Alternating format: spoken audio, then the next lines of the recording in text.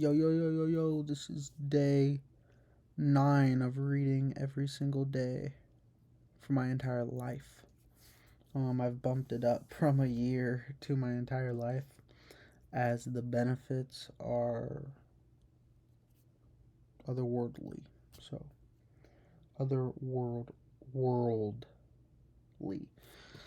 Alright, let me start 30 minutes timer. Got my phone on the charger. Alright. 30 minutes starting now. And I got a haircut too, guys. I'm really liking it. I'm fucking with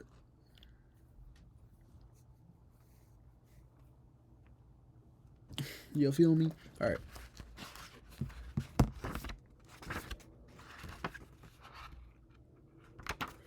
Attention. To grasp your object firmly when you are acting, you need another type of attention, which causes an emotional reaction. You must have something which will interest you in the object of your attention,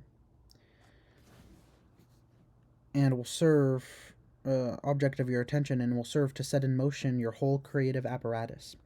It is, of course, not necessary to endow every object with an imaginary life, but you should be sensitive to its influence on you. Imagined circumstances can transform the object itself and heighten the reaction of your emotions to it.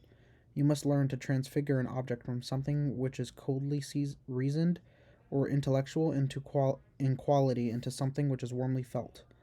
We actors have come to call this sensory attention. It is particularly valuable in the creative work of preparing the life of a human's role. Why do I want to say spirit? Imaginary objects of attention. Inner attention centers on things we see, hear, and touch, and we feel in imaginary circumstances. We see such images with inner vision.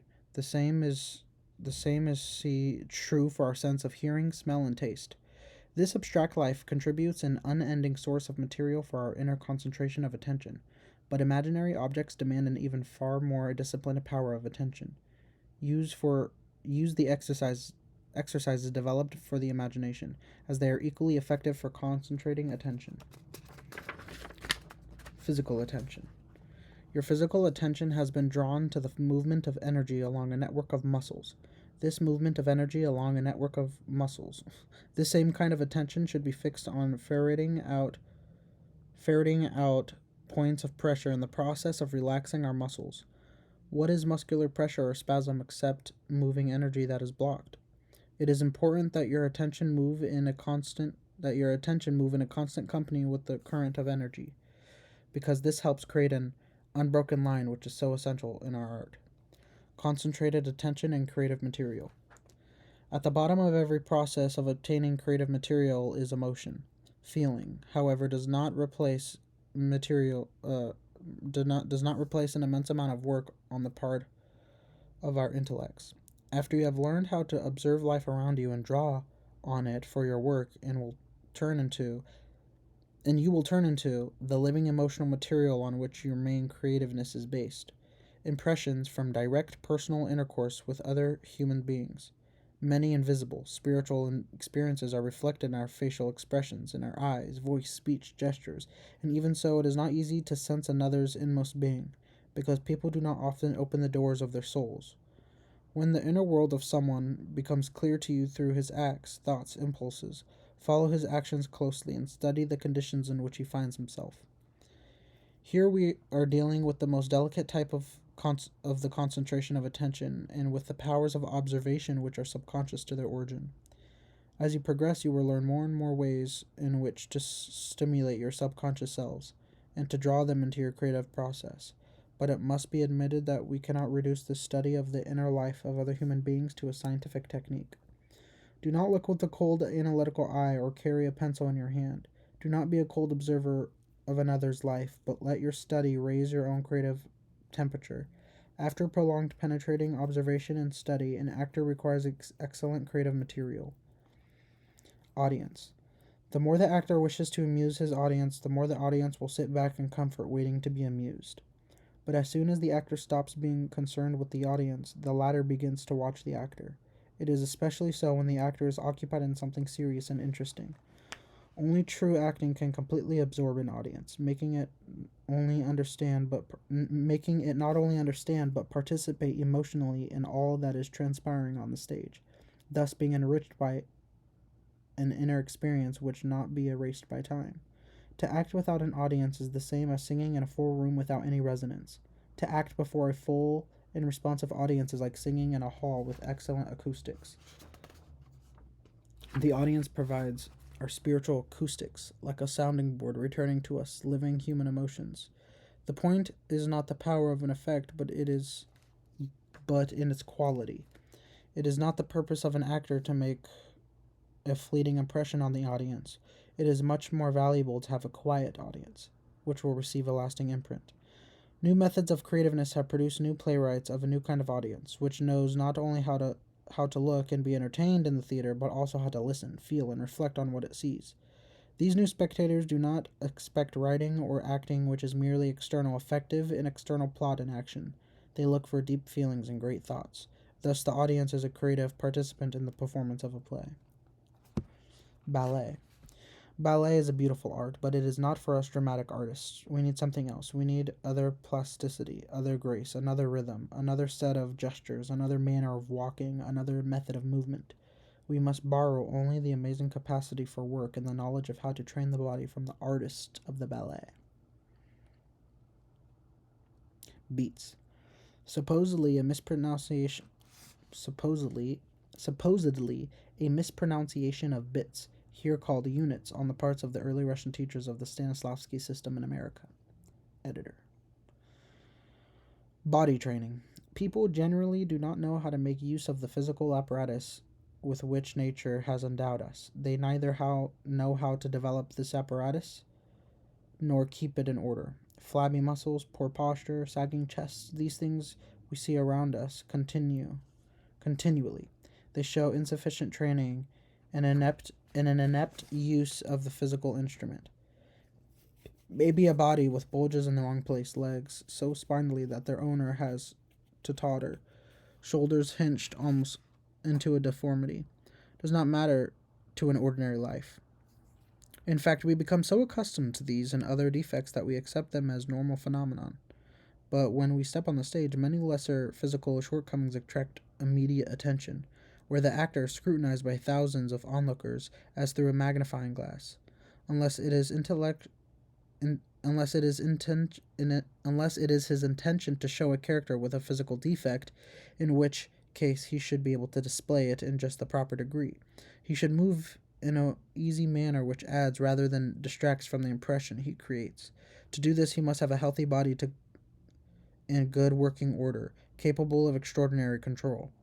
Exercises contribute towards making your physical apparatus more mobile, flexible, expressive, and even more sensitive. Do you admire the physique of the circus strong man? For my part, I know nothing more repellent than a man with shoulders that more rightly belong on a bull, with muscles that form a great Gordian knots all over him. Now you are at the crossroads. What direction will you take? Proceed along the line of muscular development of a weightlifter, or follow the requirements of our art? Naturally, I must direct you along this latter line. We now add sculptural requirements to your gymnastic training. Just as the artist of the chisel seeks the right line, the beautiful proportions and the balance of the parts of the statues he creates out of the stone, the teachers of gymnastics must to achieve the same results with living bodies. There is no such an ideal human structure. It has to be made. To that end, one must first study the body and understand the proportions of the various parts. When the defects have been found, they must be corrected. By increasing the muscular structure, a proper overall form can be established. Physical culture adapts. We are not adapts. Are not Physical culture adepts are not natural. Their bodies are not flexible on the stage, nor do they submit to the demands of an inner life. What they convey is in artistic form. Boxing can be harsh. Sportsmen are agile only in certain movements required by the special type of sport in which they are engaged. Ideal physical exercises are those which remedy the sufficiencies of nature. Above all, it is desirable that no movements undertaken in the course of exercises be lacking in intent. Expressiveness, body training, includes gymnastics, dance, acrobatics, fencing, wrestling, boxing, carriage, all the aspects of physical training. Your powers of expression as an artist will be tested by the limit of the adjustments you must make in relation to the other actors on the stage. For this reason, you must give appropriate preparation to your body, face, and voice. I hope this will make you aware of the necessity of your exercises in physical nature, dancing, fencing, and voice pacing. Carping criticism. A nagging critic can drive an actor mad and reduce him to a state of helplessness. Search for falseness only so far as it helps you find the truth. Don't forget the carping critic can create more falsehood on the stage than anyone else, because the actor whom he is criticizing involuntarily ceases to pursue his right course and exaggerates truth itself to the point of his becoming false. A calm, wise, and understanding critic is the artist's best friend. He will not nag you over trifles, but will have his left eye on the substance of your work. Characterization and transformation.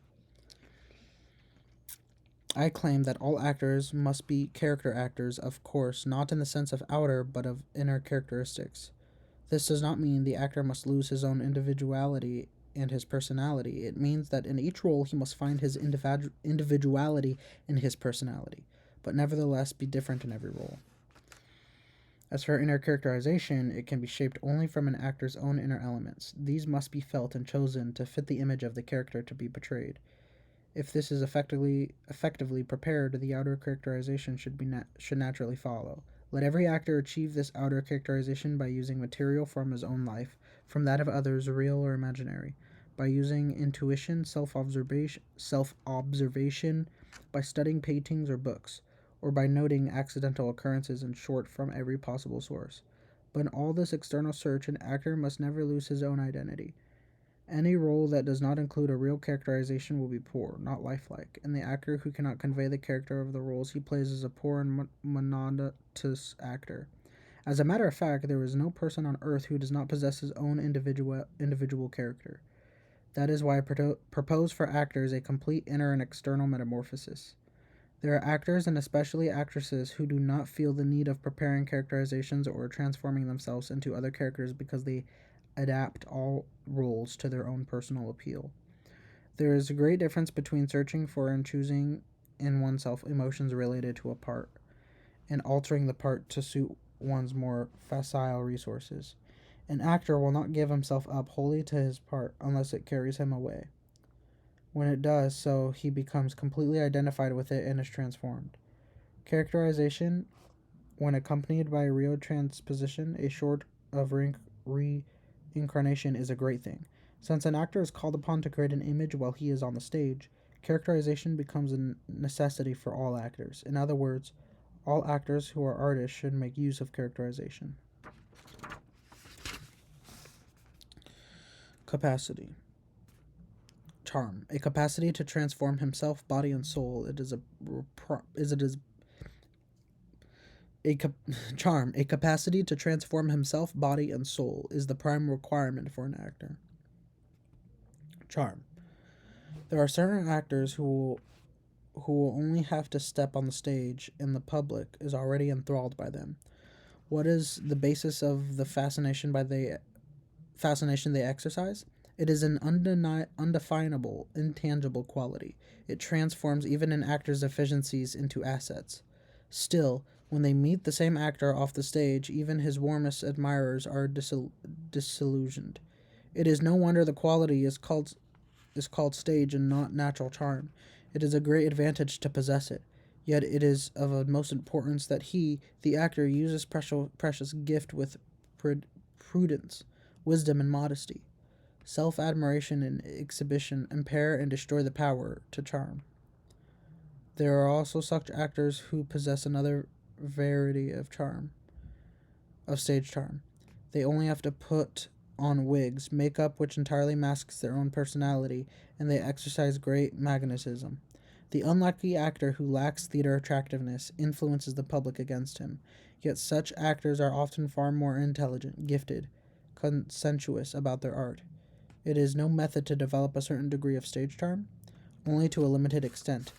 It is accomplished by toning down unattractive shortcomings. It requires close observation, patience, and systematic work. One of the most important helps is habit. A spectator can become accustomed to the shortcomings of an actor, and they may even take on the aspect of a certain attractiveness. We often hear people say how such and such an actor was mellowed. To a certain extent, we may even create stage charm through the use of an excellent, well bred manner in acting, as well as in itself is attractive. Art lends beauty and nobility, and whatever is beautiful and noble has the power to attract. As I grew older and think about our art, I am inclined to believe that the highest gift that nature can give an actor is stage charm.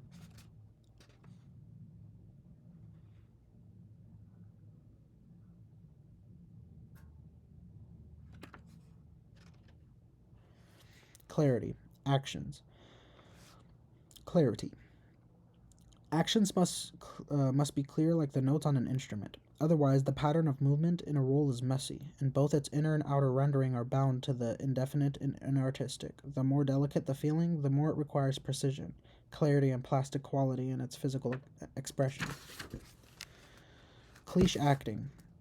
Clear cut continuity. Finish these are the hallmarks either of good technique or in genuine talent. Every moment of the acting of a gifted artist is a clear and fully felt. Cliche acting. For this, there has been worked out a large assortment of picturesque effects which pretend to portray all sorts of feelings through external means. There are special ways of reciting a role, with declamatory vocal embellishments, for expressing human passion, showing your teeth and rolling the whites of your eyes when you are jealous, tearing your hair, of imitating types, peasants spit on the floor, or aristocrats play with laundronettes. Some of these established cliches are passed down from generation to generation. They often rush in ahead of feeling the bar of the road. That is why an actor must protect himself most consciously against such devices, and this is true even of gifted actors, capable of true creativeness. The mistake of most actors is that they do not think about the action itself, but of its results. Feelings are of the result of something that has gone before. As for the result, it will produce itself. Because of the excitement, the public character of the creative activity, an actor seeks to produce more emotion than he really possesses. He can exaggerate his actions, pretending to express feelings, but that destroys them. The protest of his sense of truth is the best regulator at such times. Collective creativeness. Every worker in the theater, from the doorman, the ticket taker, the hat check girl, to the usher, all the people the public comes in contact with as they enter the theater. On up of the managers, the staff, and finally the actors themselves, they are all co-creators with the playwright. For the sake of whose play the audience assembles, they all serve, they are all subject to the fundamental aim of our art. They all, without exception, are participants in the production. Anyone who in any degree obstructs our common effort to carry out our basic aim should be declared an undesirable member of our community. If any of the staff out front greets any member of the audience inhospitably, thereby ruining his good humor, he has struck a blow against the goal of our art. The playwright, the composer, the cast all do their share to create the necessary atmosphere on their side of the footlights. This absolute dependence of all the workers in the theater on the ultimate aim of our art remains in force not only during performances but during rehearsals. Artists can operate successfully only under certain necessary conditions. A bad rehearsal prevents an actor from conveying the thoughts of the playwright, his main job. Communication. An order prevails and the work is properly laid out. Teamwork is pleasant and fruitful. Our art is a collective enterprise in which everyone depends on everyone else. It is only an atmosphere of mutual friendship that talents can thrive. Communication with the public through your partner. If actors really mean to hold the attention of a large audience, they must take every effort to maintain an uninterrupted exchange of feelings, thought, and actions among themselves, and the inner material for this exchange should be sufficiently interesting to hold spectators. When you want to communicate with a person, you seek out his soul, his inner world. When you speak to a person who is playing opposite you, you learn to follow through until you are certain your thoughts have penetrated his subconsciousness. In turn, you must learn to take in each time afresh the words and thoughts of your partner. You must be aware you must be aware today of his lines, even though you have heard them repeated many times in rehearsals and performances. This connection must be made each time you act together.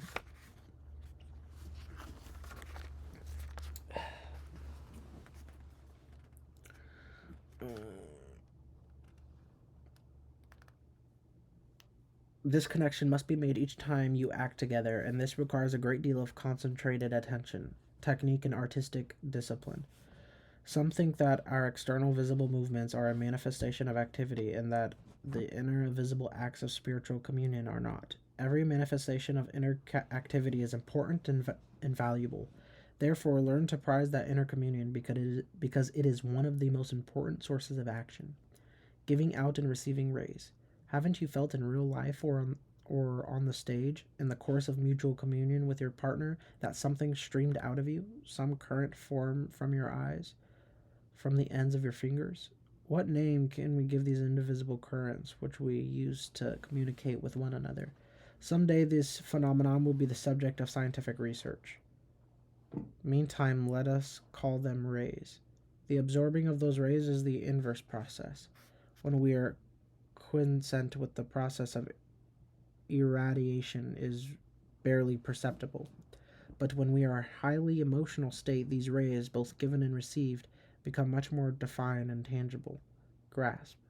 If you can establish a long, coherent chain of such feelings, it will eventually become so powerful that you have achieved what we call grasp.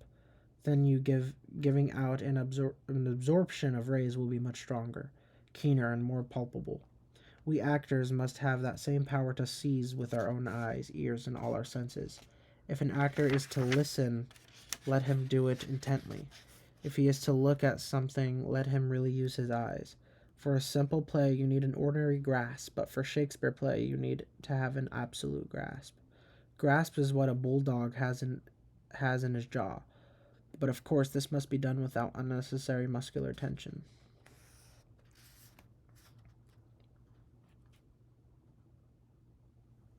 Contact with the audience. Actors may not maintain contact directly with the audience, but they must do so obliquely. The difficulty is we are in relation with our partner and simultaneously with the spectator. With the former, our contact is direct and conscious. With the latter, is indirect and unconscious. When the spectator is present during an emotional and intellectual exchange, he is like a witness to a conversation. Is excited, but the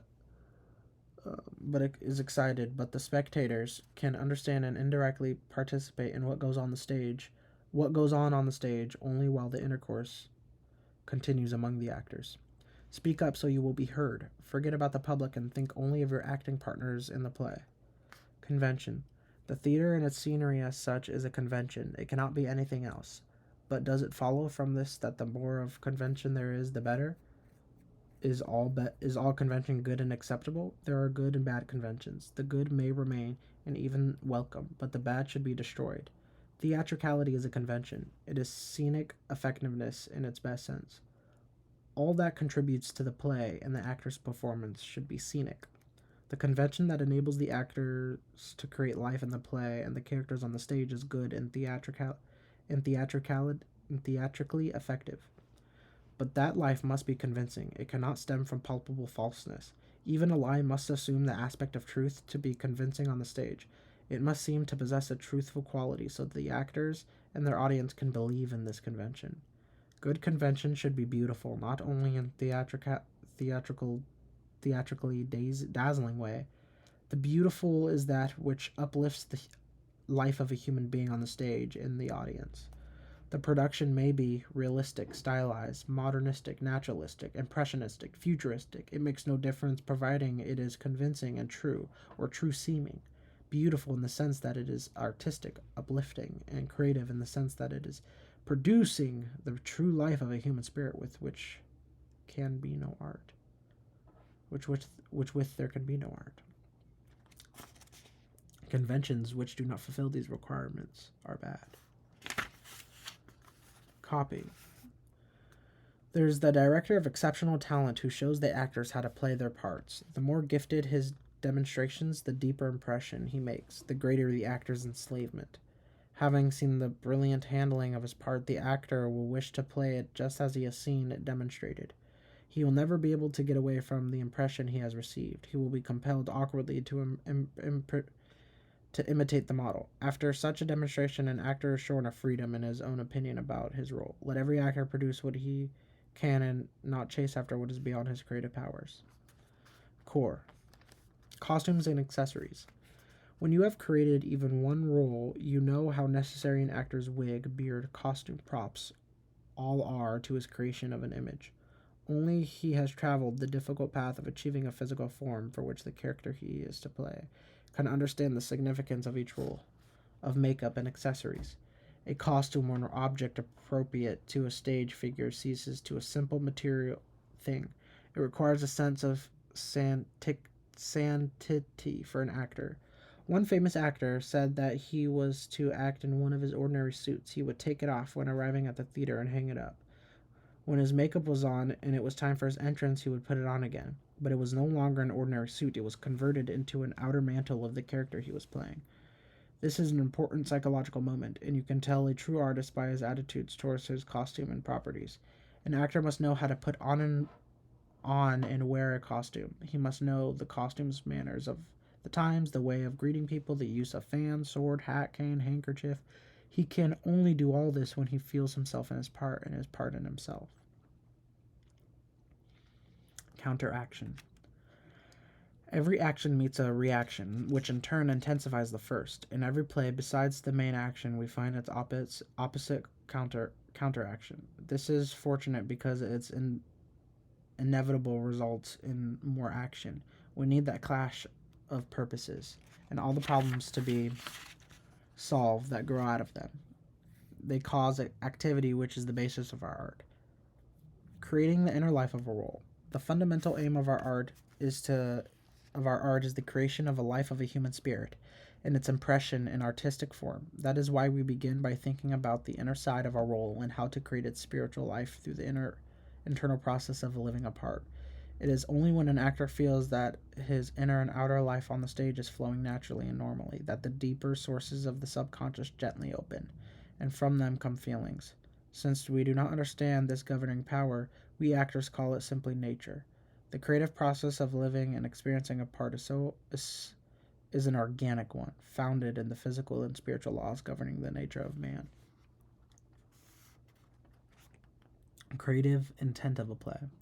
In the production of any significant play, the director and the actor should strive to arrive at an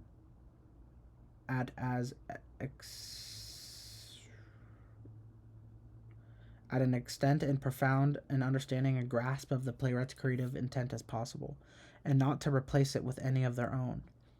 Actors in the habit of putting their attention only in the roles as they assign to them. This is a mistake. It is very important that they sense the production as a whole, its entire intent. Then by itself, the part given to you will become clear. Creative will. An actor must have a strong sense of will, a strong power of will. The first duty of an actor is to learn to control his will.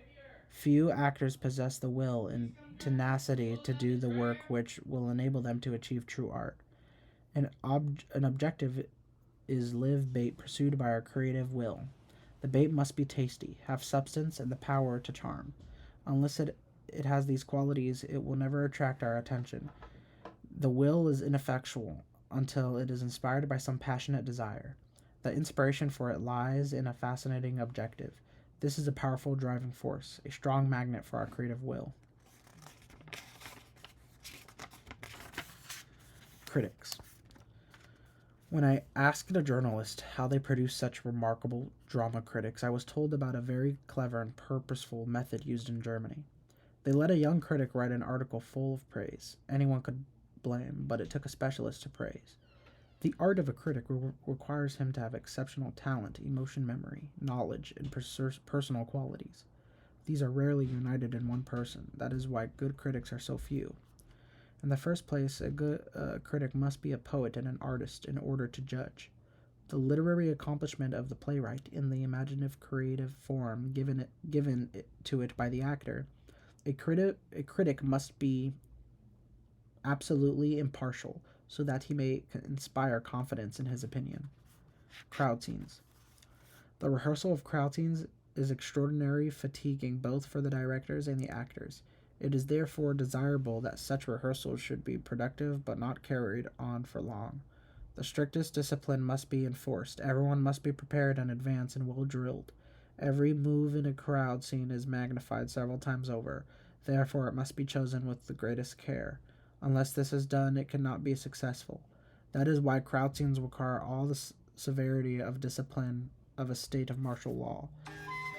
Oh, looks like 30 minutes is up. Thanks for watching.